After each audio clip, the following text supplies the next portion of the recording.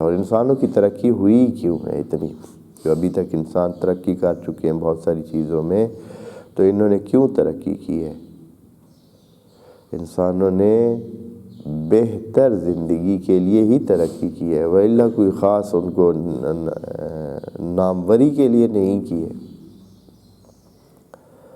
انسانوں نے یہ جو کوشش کی ہے، یہ جو انسان لگے ہوئے ہیں، ادارے بنے ہوئے ہیں، انسٹیٹیوٹ بنے ہوئے ہیں اور ترقی کرنے کے لیے سارے کام ہو رہے ہیں، یہ کیوں ایسے کر رہے ہیں؟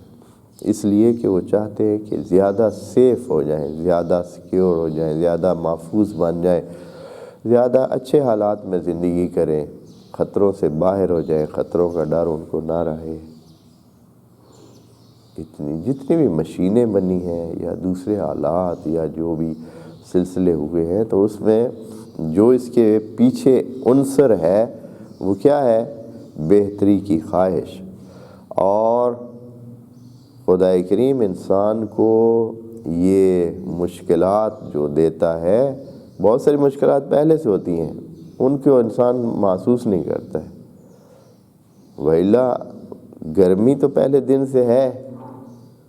یہ گرمی جو انسان کو جھلسا دیتی ہے،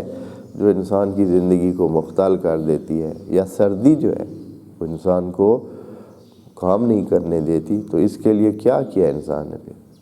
یہ چیزیں ایسی ہیں، اس کے لیے اس نے لباس بنائے ہیں، اس کے لیے آگ کا انتظام کیا ہے، اس کے لیے گرمی کا انتظام کیا ہے، یعنی سردیاں ہوں تو اس کے لیے گرمی کا انتظام، اور جب گرمیوں کے موسم ہوتے ہیں یا گرمیوں کے ہو تو اس کے لیے سردیوں کے انتظام۔ تو یہ چونکہ روٹین میں آ چکے ہیں، تو نہیں تو آپ ابھی بھی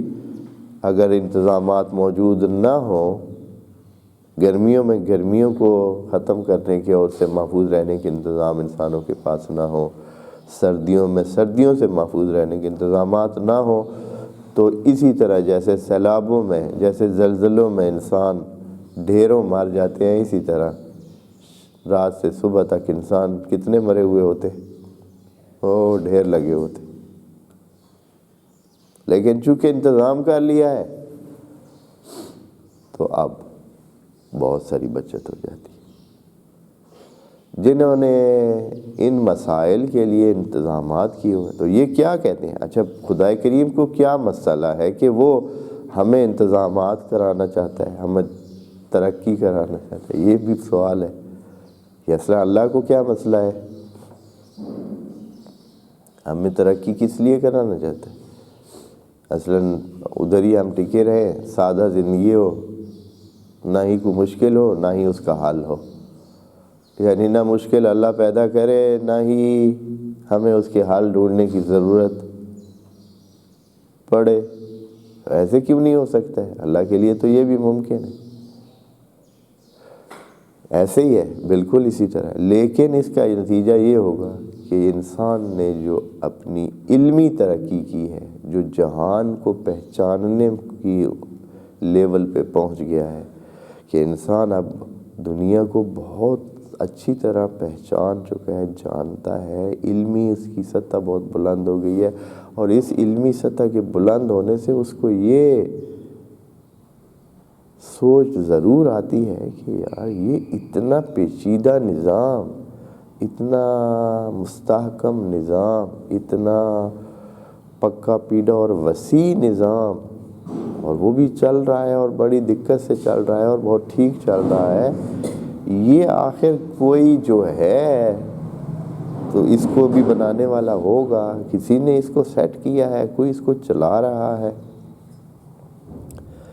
اصل میں انسان کو ادھر لے جانا ہے کہ جتنی انسان کی معلومات بہتر ہوتی ہیں، اتنا ہی وہ عقیدہ توحید کے قریب تر ہوتا ہے، اور جتنا انسان جاہل ہوتا ہے اتنا ہی وہ قائل ہی نہیں ہوتا ہے۔ جیسے کہ آپ کے پاس کوئی بندہ ساتھ بیٹھا ہو، آپ کو پتہ ہی نہیں ہے کہ وہ کون ہے، آپ کے دل میں اس کے بارے میں کیا ہوگا؟ کوئی احترام ظاہرہ نہیں ہوگا، آپ صرف اس کے ظاہری کپڑوں کے مطابق اس کا جو کچھ اس کا دھیان کرنا ہے کریں گے۔ ہاں بھائی، صاف ستھرے کپڑے پہنے ہوئے ہیں، ٹھیک سے لباس ہے، اٹھنا بیٹھنا ٹھیک ہے، چلیں السلام علیکم کر لیتے ہیں۔ لیکن اگر آپ کو وہ جب پتہ چلتا ہے، آپ تھوڑی سی بات اس کے ساتھ کرتے ہیں، آپ کو پتہ چلتا ہے کہ یہ بندہ پڑھا لکھا انسان ہے، ایک پروفیسر ہے مثال کے طور پر،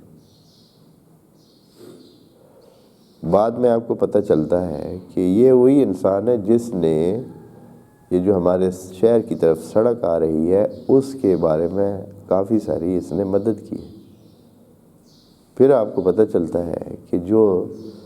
ساتھ والے گاؤں میں، ساتھ والے شہر میں یتیم خانہ ہے وہ بھی یہی شخص چلا رہا ہے،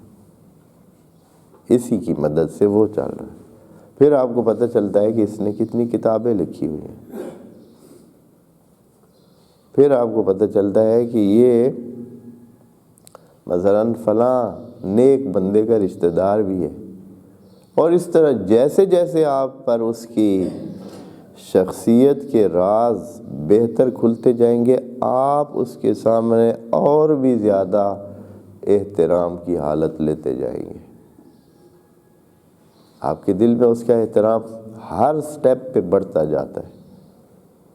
ہر چیز جو آپ کی معلومات بڑھاتی ہے، اس کے بعد جب آپ کو خدا کی خدائی کا اسی طرح علم ہوتا جائے، جب آپ وہ پیچیدگی، وہ بہت باریک بینی، وہ بہت ظرافت اور دقت جو خدا کی ایک ایک خلقت میں موجود ہے، اس کو جب آپ دیکھیں گے، جب آپ پہچانیں گے، تو آپ خدا کے سامنے سجدہ ریز ہوئے بغیر رہ سکتے ہی نہیں ہیں۔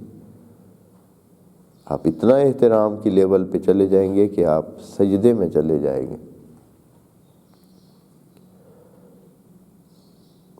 کہ اتنی قدرت، اتنا علم، اتنی خلقت، اتنی دقت، اتنی باریک بینی، اتنا کنٹرول، اتنا ارادہ، اتنا رحم، اتنا کرم، اتنا فضل، اور اتنا انسانوں کے ساتھ اور دیگر مخلوقات کے ساتھ، اور اتنا وجودی صفات اتنی زیادہ کہ پھر انسان حتماً اس نہج پہ پہنچ جاتا ہے کہ وہ احترام کرتا ہے۔